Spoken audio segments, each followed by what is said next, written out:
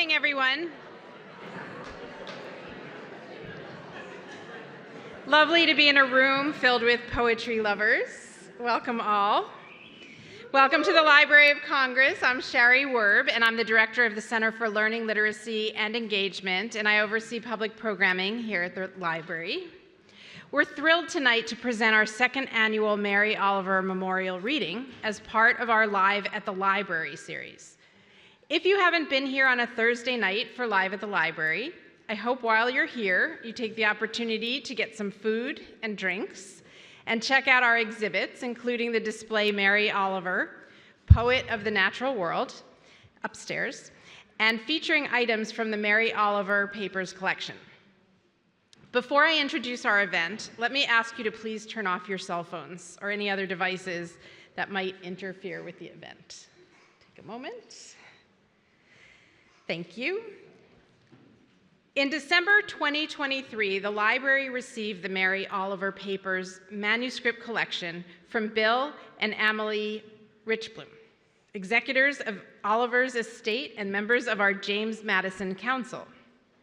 To complement this new collection, the Richblums established the Mary Oliver Memorial Event Fund for Emerging Poets to support the annual reading. Bill and Amelie are here, and I'd like to thank them for helping us celebrate this treasured collection each and every year. Bill and Amelie, please stand.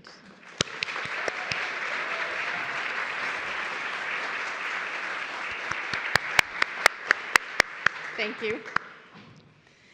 Oliver herself asked for the fund to support poets at the beginning of their careers, and she did as she did throughout her life. For the kickoff reading last April, U.S. Poet Laureate Ada Limon did so by introducing 4 emerging poets from her anthology, You Are Here, Poetry in the Natural World. Tonight, we have asked another of our great poets of the natural world, Amy Nezhukumatathil, to join us along with 2 emerging poets she has selected, Ariana Benson and Robin Walter.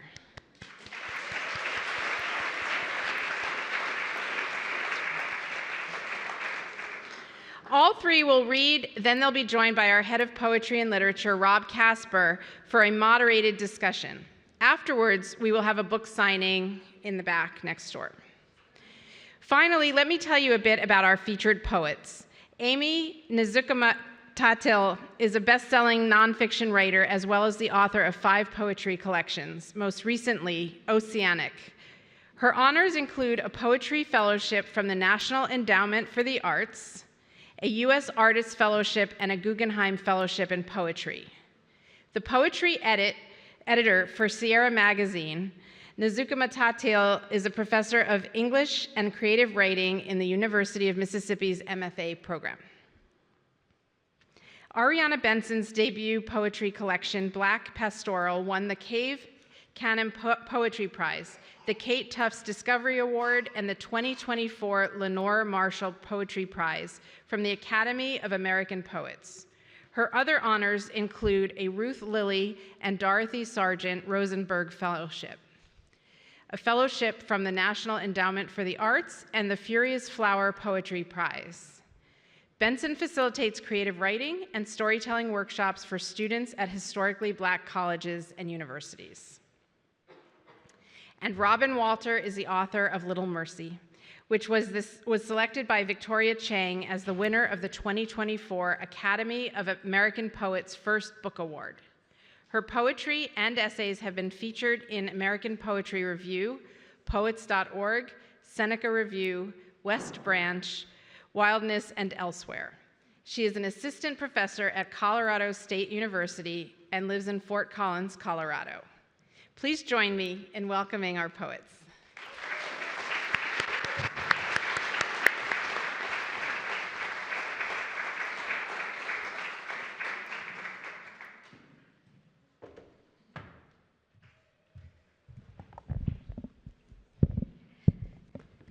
Good evening, everybody. Thank you so much for joining us here. There's about 1 million things to do in Washington, D.C. on a Thursday evening, and I'm so pleased that you've all decided to join us here today. I'd like to just give a great, great thank you to Rob Casper and the entire Library of Congress staff. Libraries are my second home, and I'm so pleased to be with you. And I'm going to start off by giving a thank you to the Mary Oliver Foundation. And I want to honor Mary Oliver by reading a poem, one of my favorite poems of her, actually my actual favorite poem of Mary Oliver. And I teach nature writing at the University of Mississippi. And at the top of all of my nature writing syllabi are 3 sentences from Mary Oliver. So it's very exciting to be able to share that with you. And it's three lines from her poem, Sometimes. And it goes, pay attention, be astonished, and tell about it. It's that third part that I feel the average college student has a little bit of trouble with, the telling about it. But I try to encourage them that if we don't share what feels wondrous and awe-inspiring in our lives, that's when we turn sad. And when we don't get to share that what we love so much about the natural world, we don't get to kind of honor that spirit within us that is shouting more, more, more, or look, look, look. So my encouragement to you all today, as you hear from all of these stunning readers, is to follow Mary Oliver's advice of pay attention, be astonished, and the third one, tell about it as well. This is a poem called Look Again. Let me see. Look Again. What you have never noticed about the toad, probably, is that his tongue is attached not to the back of his mouth, but the front. How far it extends when the fly hesitates on a near enough leaf. Or that his front feet, which are sometimes padded, hold 3 nimble digits. Had anyone a piano small enough, I think the piano could learn to play a little something, perhaps Mozart, inside the cool cellar of the sandy hill. And if the eyes of the toad bulge, they have gold rims. And if its smile is wide, it never fails. And the warts, the delicate uplifts of dust-colored skin are neither random nor suggestive of dolor, but rather are little streams of jewelry in patterns of espousal and pleasure running up and down their crooked backs, sweet and so alive in the sun.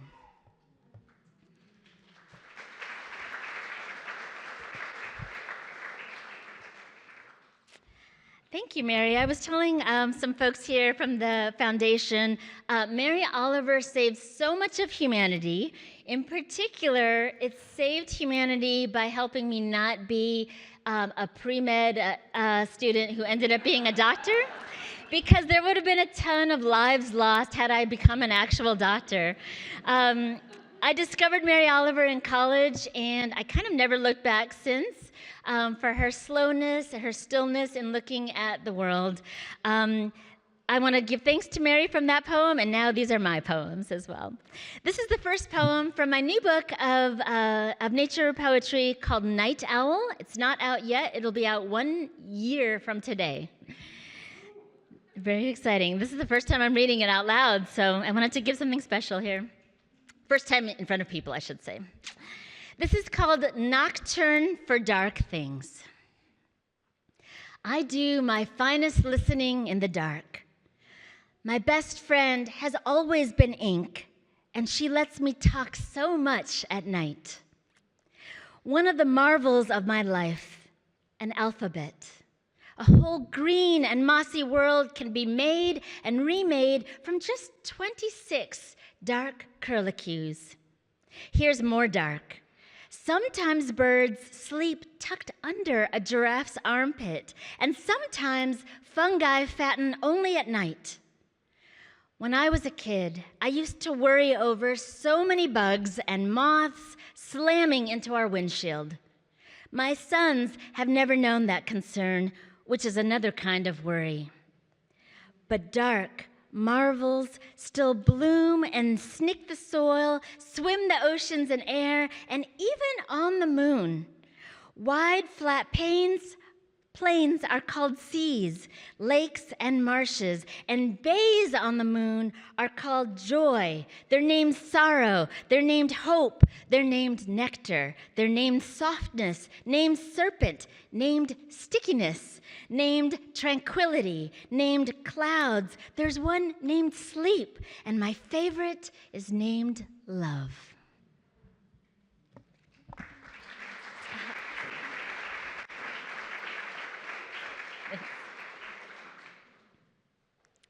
This is prayer waiting at my airport gate. And I know poets sometimes say, this is not true, this is a speaker. You could just go ahead, I'll just go ahead and say, this is autobiography. No mystery here, and I want you to know that, and you'll know why in a little bit. Prayer waiting at my airport gate.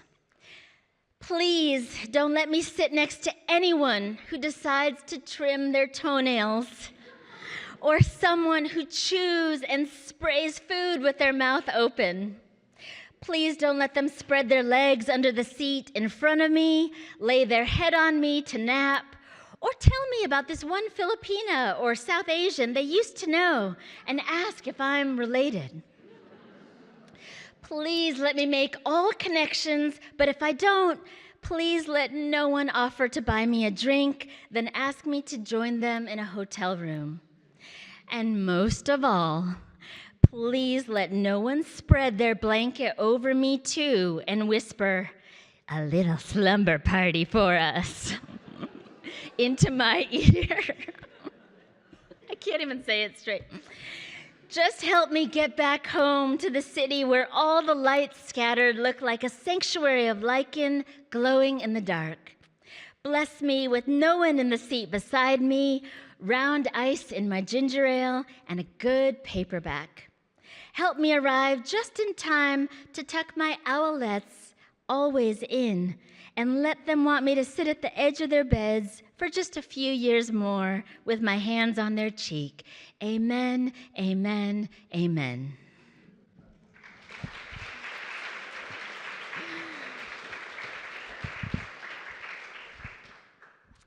My husband and I are celebrating our 20th anniversary tonight.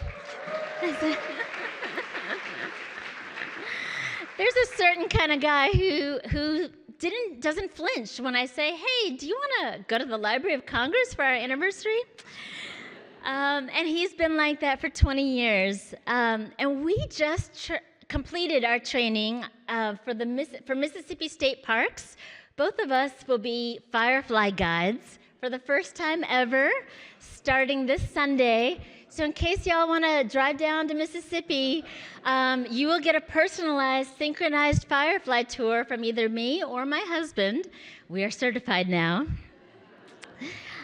It is my favorite insect, and this is an Ars Poetica. And Ars Poetica is a type of poem that talks about the act of writing, or in this case, what happens when you can't write.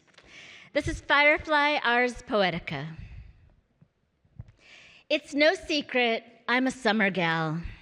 I adore the bevy and bounty of stone fruit and sun-drenched gardens, pool splashes from my teen sons, and so much green and bloom and chirp in the thick canopy of trees arched above me. When we enter a season of shorter days and winter, I too want to overwinter like bumblebees, brown bears, and wood frogs. I look to my favorite summer creature, the firefly, to help guide the way. I prefer small lamps. I prefer no music, save the times I can hear my own heart slam underneath my blouse.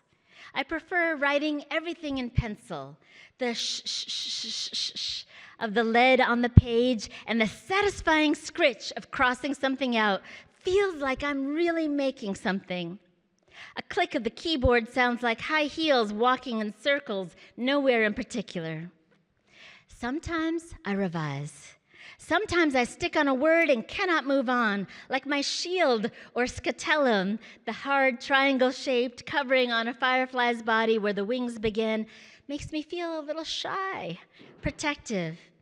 Sometimes I dial up the music and sound play. Sometimes I revise. When the music of a sentence seems to be non-existent, I worry. I revise again. And here's one thing to remember. Sometimes you might be in a quiet season.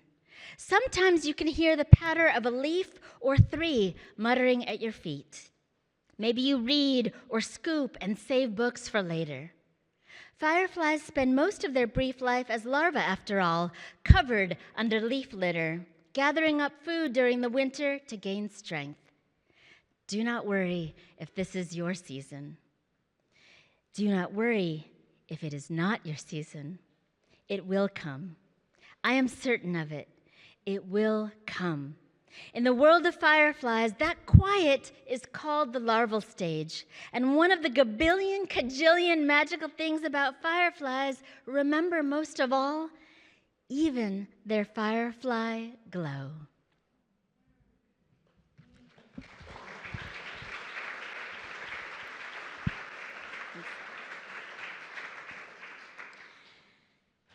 This last one is dedicated to librarians all over the country. Librarians are simply the most powerful antidotes against the lack of imagination and wonder for everybody, and I just want to give thanks to Dr. Carla Hayden.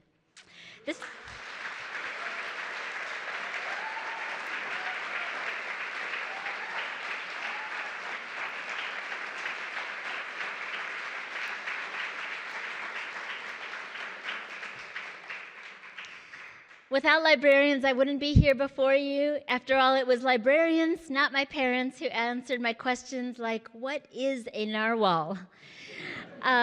What is a dragon fruit? Librarians gave me all the books I could ever want and more. This is a poem called Don't Go Into the Library, and it's from Alberto Rios, who is a former chancellor of the Academy of American Poets. This is his ode to libraries called Don't Go Into the Library. The library is dangerous. Don't go in. If you do, you know what will happen. It's like a pet store or a bakery. Every single time you'll come out of there holding something in your arms. These novels with their big eyes and those no-nonsense, all-muscle greyhounds and Dobermans, all nonfiction and business, cuddly when they're young, but then the first page is turned, the donut scent of it all, knowledge, the aroma of coffee being made in all those books, something for everyone, the deli offerings of civilization itself.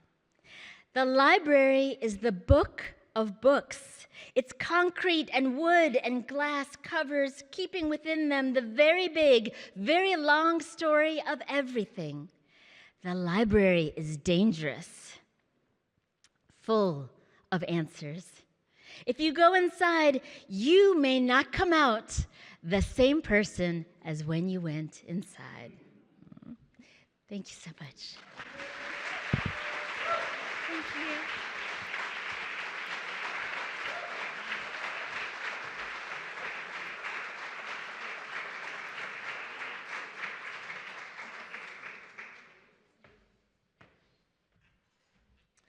All right, good evening. I'm Ariana Benson. I'm super excited to be here. I'd never been to the Library of Congress before, so as a fellow childhood book nerd person, this is very, very amazing for me. And I'm also going to start off by thanking Bill and Amelie and all of those who work at the library, all of those who work to honor Mary Oliver's legacy. The things that you carry on will live beyond anyone in this room, and that's the purpose. Right, that's why we do these things, so thank you. I'm going to start by reading my favorite Mary Oliver poem, and it's one of the first that I came across, and it's actually from her last collection, Devotions. I found it in the stacks of the Senate House Library, which I just Googled because I had forgotten, in central London. It's kind of right next to the British Museum, and it's where I was studying in grad school. And it's way, way high in the towers. There's a section full of poetry, and I pretty much rented every book on the shelf, and some did not go back to that library, sorry. And Mary Oliver is one of the poets that I found there, and I think the connection that I have felt to her work is in her commitment to appreciation of wonder, appreciation of blessing, appreciation of that which we understand is here, but that we do not understand beyond its being here. And that we understand that sometimes the purpose of beauty is beauty. So this is Stebbins Gulch. By the randomness of the way the rocks tumbled ages ago, the water pours. It pours. It pours along the slant of downgrade, dashing its silver thumbs, splashing against the rocks, or pausing to carve a sudden curled space where the flashing fish splash or drowse while the kingfisher overhead rattles and stares, and so it continues for miles. This bolt of light. Its only industry to descend and to be beautiful, while it does so. As for purpose, there is none. It is simply one of those gorgeous things that was made to do what it does perfectly, and to last as almost nothing does, almost forever.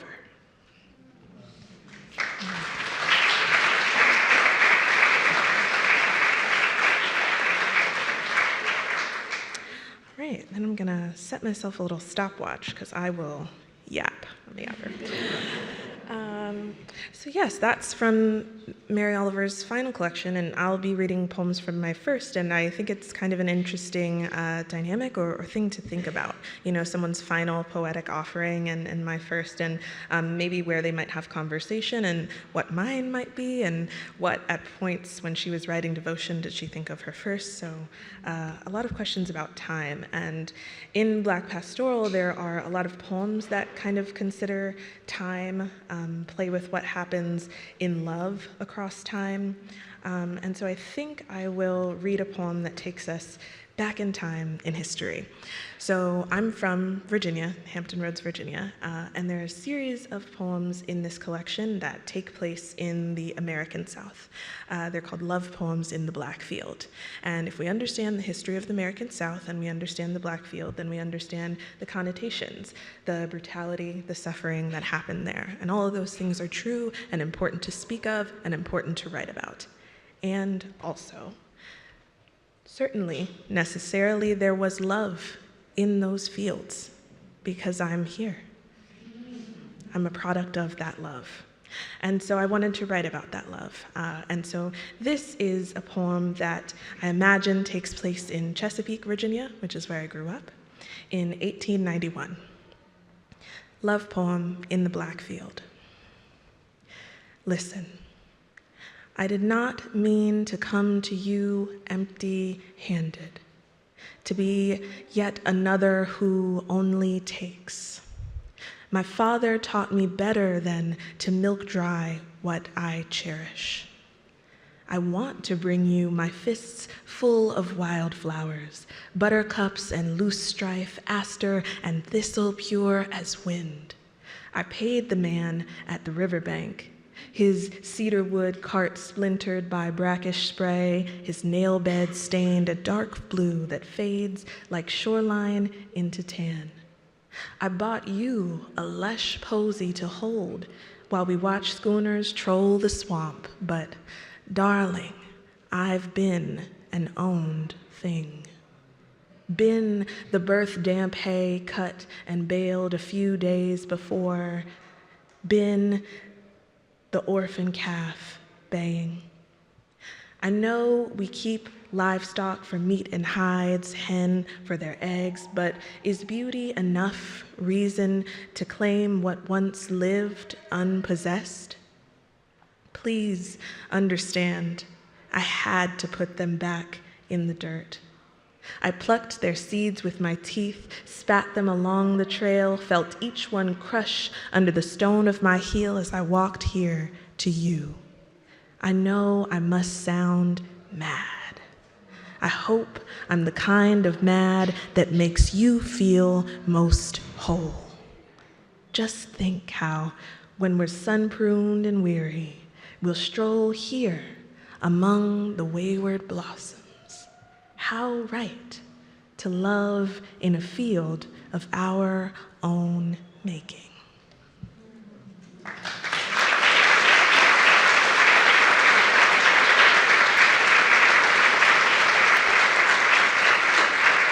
Thank you. Another reason I love Mary Oliver's work so much is the way that she talks about God. For me, God is a creator of all things beautiful and whole, and everything that calls itself love is of God. And the way that sometimes that's so twisted, so warped today, it breaks my heart, and I return to a poet like Mary Oliver, who saw the God that made every bird and every strand of grass, the one that I know. And so this poem thinks about that kind of goodness, what kind of God might believe in that kind of goodness and be capable of that. But it takes a kind of backdoor to it. So the poem form is a theodicy, and a theodicy is a poem that actually questions why God might allow bad things to happen. I think that's important too, and I imagine that's something she thought about as well. So this poem is called Theodicy on My Blackness. To know the tiger is to know God has claws the width of her stripes.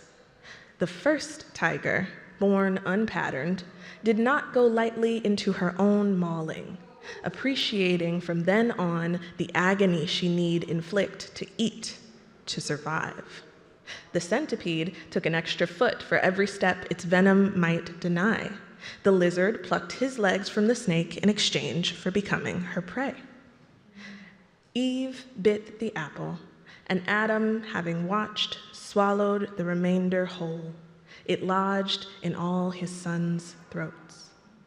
Even he created a sun, a world, all to know any kind of lasting suffering, as if wearied from eons of cosmic perfection, loneliness boiled down to its core, a pressing want for pain.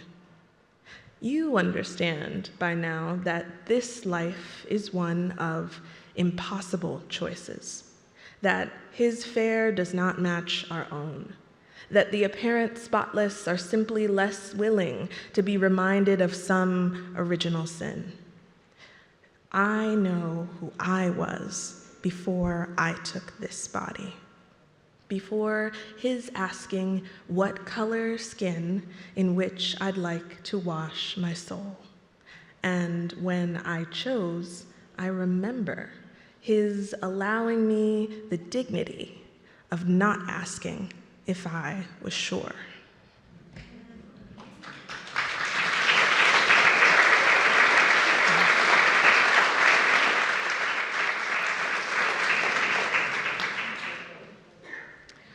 Okay, I'm just gonna read the final poem of this collection and then one more after that.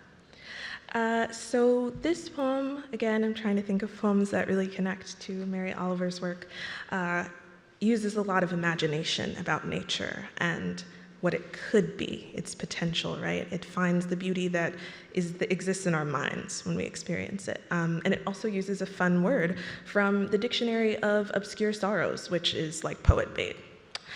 The word is anemoia, and it's a noun for nostalgia for a time you've never known. So this is Sweetfield anemoia.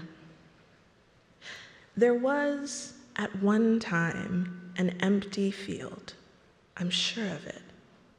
Or was it a forest so jade that a vine snake's darting left only glare like light breaking over rolling grain? No, I know there was a field because I miss it. Its brush languid as a forest slinking into jaded slumber, dragging floor dwellers at its outskirts like a tool train, the land trodden by what once bent its grasses with breath. God, what we could do without yesterday. It's forested jaundice, it's sepia fog. With a prologue we ourselves sowed, a terrain thick with memory of unbodied lush, florid, a forest of stalks. Weeping, it shone like jade in the easy sun. Yes, there was warmth, sugarcane, a sweetness, or even just its thick simulacra. It whispered like sound in an adjacent forest, an aria unflattened by my failure to prove it real. Believe me, I'm sane, I swear.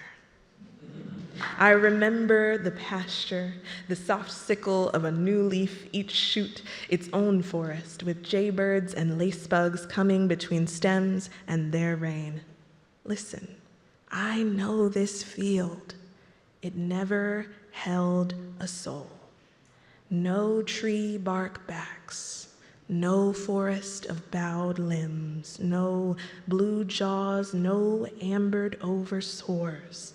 Only green thoughts, only the mundane.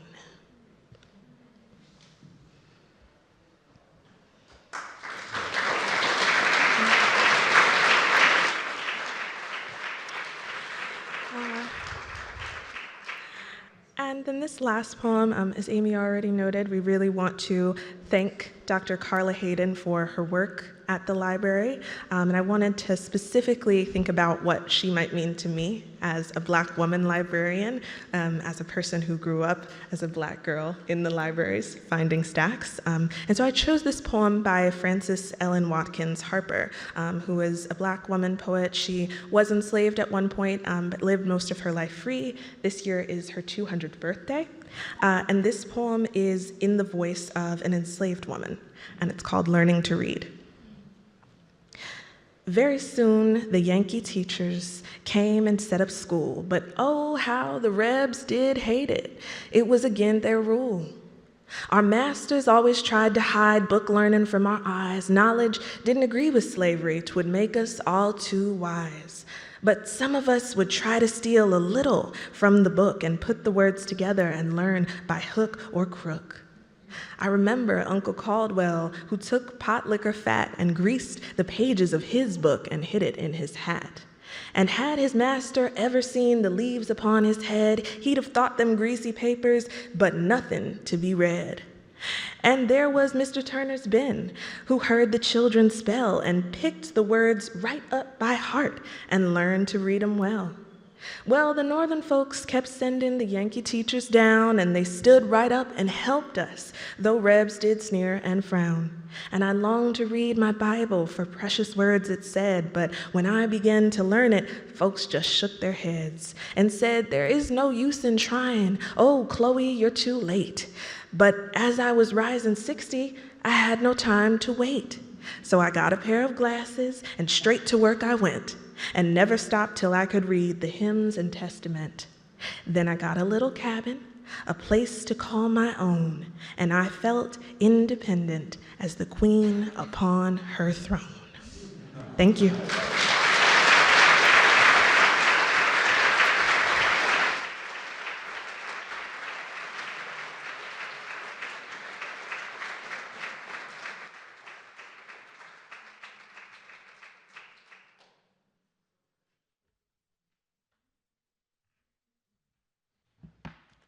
Hi, everyone.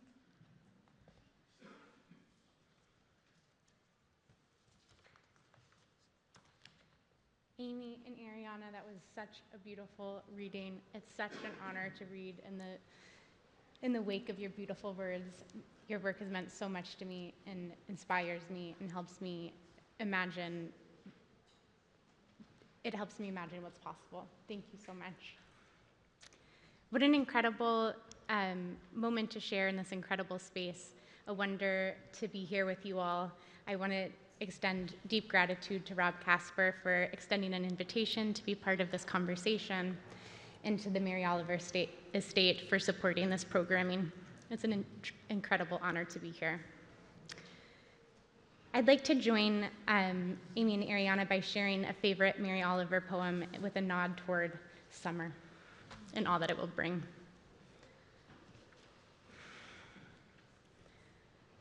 The Roses. This is from American Primitive. The Roses. One day in summer, when everything has already been more than enough, the wild beds start exploding open along the berm of the sea. Day after day, you sit near them. Day after day, the honey keeps on coming in the red cups, and the bees like amber drops roll in the petals. There's no end. Believe me, to the inventions of summer, to the happiness your body is willing to bear.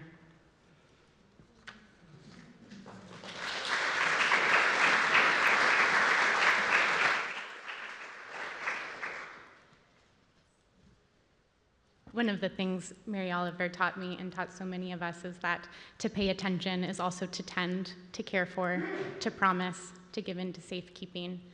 And I hope to honor her legacy in every poem I write. And I am really happy to share these with you from my collection, Little Mercy. Beyond the meadow, a thread of moonlight there tangled in wet pine, rustle of wings in dark canopy, shadow of wingtip etched into palm. Each soul that has nearly slipped the noun of the body remembers river's cold mercy. Every palm touched by shadow carries it.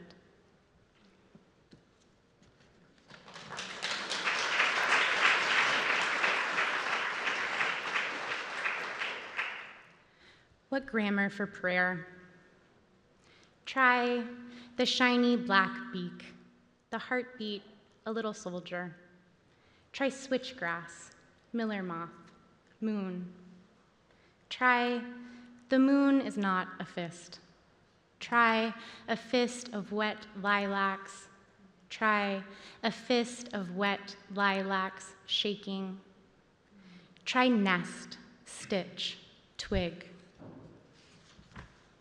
Try the whole thing backward, twig, stitch, nest. Try nest on its own, nest. Try nothing, not naming at all.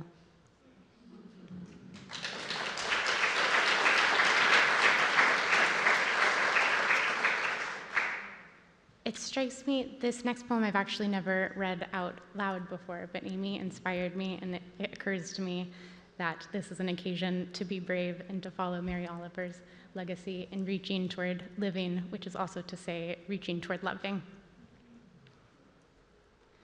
There must be an animal come from there. Each time I see that big bush shake, branches waving wildly, tiny leaves tumbling the light, I think there must be an animal come from there. Wait and wait, she never arrives. Astonishing the wide array of worms the small wren carries in her beak to the nest perched between the antlers nailed to the porch ceiling. Can't think of the word that describes the sound of the chicks, newly alive and awake. Maybe like glass clinking against itself, or icicles breaking, but brighter, truer. She just brought a ghostly green worm followed by a shriveled rust one. Almost wrote russet, but worried the word too stately for a worm. But why not? She brought a russet worm, then one shiny, slick, and black obsidian. Woke this morning thinking already of fall, smell of grass curing copper, then blonde. How the elk's bugle will first haunt the hills and then the mind. Wonder which of the foal's ears will split at the tip come the first hard freeze. I get ahead of myself sometimes. Sometimes I am ahead of myself. The wren stills for a moment on the flower block box, which I planted with lanky orange-yellow perennials and short purple ones whose slim, spiky petals branch out like neurons, and which I bought because I thought them beautiful and a little silly. A fleshy pink worm, still flexing and curling, dangles from the wren's beak. She looks at me hard, measures me up in an instant. My want to make my body gentle, my love for ripe peaches and summer. How often, really, I want to end my life. Pretend her friendly and kind toward me, but she is not. She is vigilant. That big bush is shaking again, its tiny leaves tumbling the light.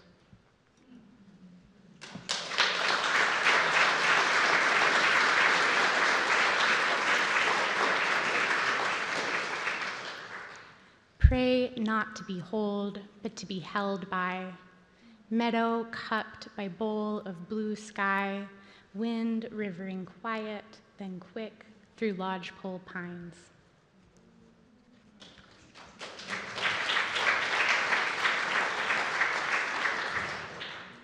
And if love is a little barn swallow, raising her nest high in the rafters, hold.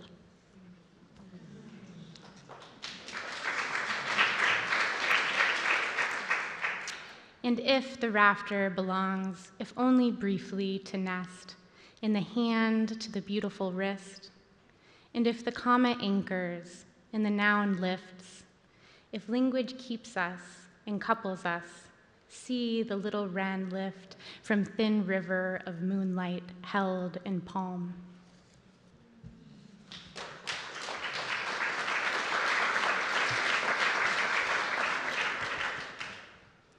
And I thought this next poem I would read. I'm going to try out a new poem, a brand new poem on you. So this is hot off the press. No, do not.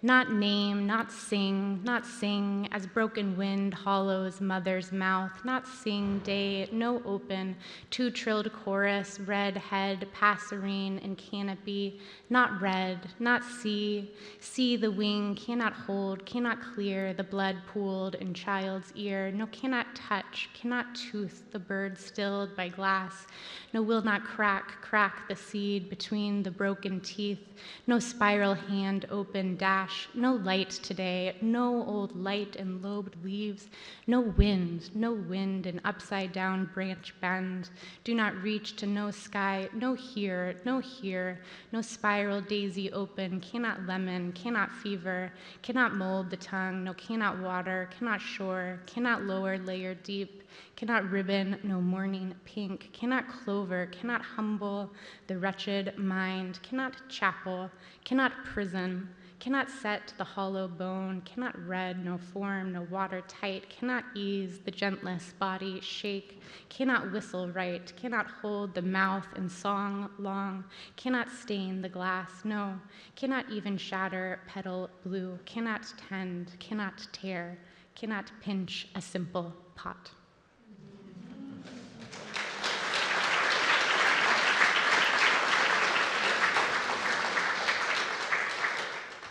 In this next and last poem that I'll read, I'd like to join Amy and Ariana in dedicating this poem about libraries to Dr. Carla Hayden.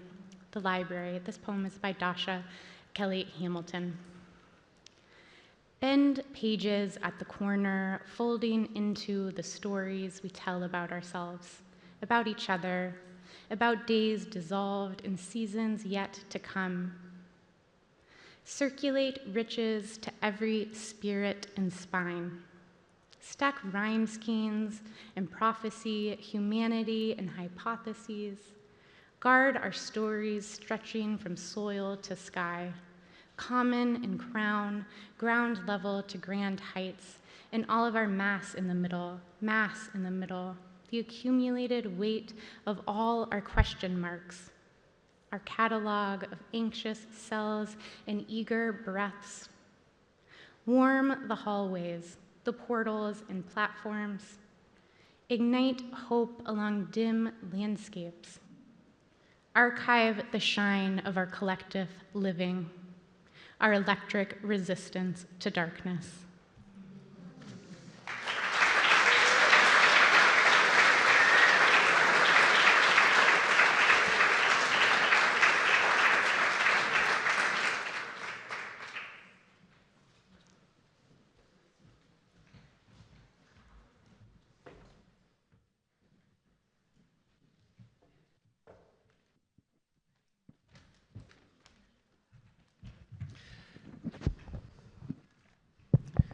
Thanks to all three of you. I'm thrilled to just chat for a bit, and then we will get to a book signing. I'll start with this question for all of you. As many of you probably know, a campaign called We Are Nature has aimed to persuade dictionaries to include humans in their definition of nature. This seems especially relevant when it comes to lyric poetry. What do you think a quote-unquote nature poem can prove? And Amy, you want to start with that? No pressure at all. That's like $1 million question, Rob. I got to write an essay on this. I love that. What can a nature poem prove? I mean, I think it just the simple answer is it could prove our humanity, but it can also show us our vulnerability. And what I mentioned before when I was reading is that when you share something that you love or that something that brings you amazement, it's an offering to another person to say, hey, I think this is cool. I'm risking everything to share with you that this is cool. I'm letting myself be a little bit vulnerable here. And if I have a question about something like the moon or a bumblebee, that's me being vulnerable to say, I don't have all the answers. And so what I love is my favorite people on the planet are the ones who are not know-it-alls. And it's just showing us that wonderment and that awe gives us a sense of shared humanity and vulnerability as well. And I think, gosh, what a beautiful thing, you know? I'm doing a little bit of back and forth just so that you all in the back, actually, I can walk with this, right? That's what we'll do. There we go.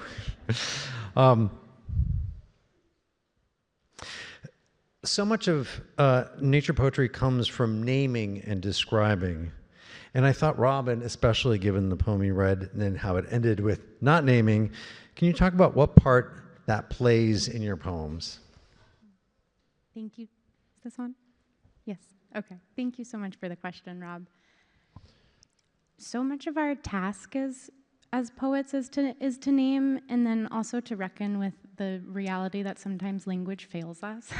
Sometimes the thing we want to describe isn't able to be encapsulated in the language that we use. Perhaps we want to extend a feeling of both apology and praise, or as happens in both of these wonderful poets' work, to describe both love and devastation, both imagination and reality. And so I think there are moments where language fails us, which is actually a really happy moment when that happens, because we're able to lean into something that maybe exceeds language and therefore exceeds ourselves.